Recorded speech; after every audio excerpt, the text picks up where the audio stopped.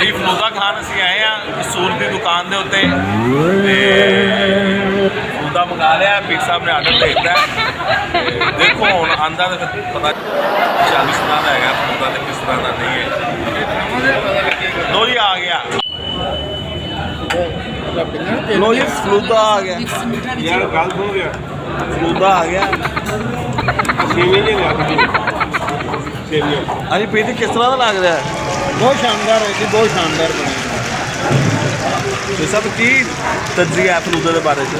ਆ ਕੇ ਵੇਖ ਅੱਛਾ ਖਾ ਗਏ ਲੋ ਜੀ ਫਲੂਦਾ ਖਾ ਕੇ ਨਾ ਫਿਰ ਬਾਅਦ ਚੋਂ ਤਜਜ਼ੀਆ ਦਾ ਨਿਚੋੜ ਕੱਢਾਂਗੇ ਹੈ ਕੀ।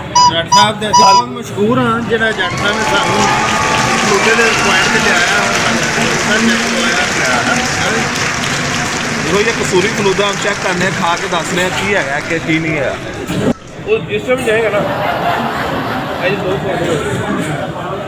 खजा खज भर आएगा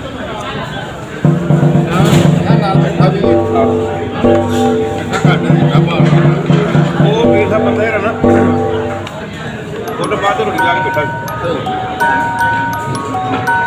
ਉਹਦੇ ਪੀਰ ਮੁਸ਼ਕਿਲ ਸਮਝਾਇਆ ਵੀ ਜਿਹੜਾ ਪੈਸੇ ਦੇਵੇ ਠੀਕ ਨਾ ਦੇਵੇ ਤਾਂ ਮਗਰੇ ਨਹੀਂ ਭਾਈ ਨਹੀਂ ਮਾਰ ਕੰਮ ਕਿੱਥੇ ਜਾ ਭਾਈ ਜਾਵਾਂ ਅੱਜ ਉਹ ਬੰਦਾ ਉਹ ਫੁੱਟਪਾਥ ਤੇ ਬੈਠਾ ਉਹ ਆਪਣਾ ਹੋਟਲ ਬਣਾ ਕੇ ਬੈਠਾ ਇਹਨਾਂ ਨੂੰ ਕੱਢ ਕੇ ਇਹਨਾਂ ਨੂੰ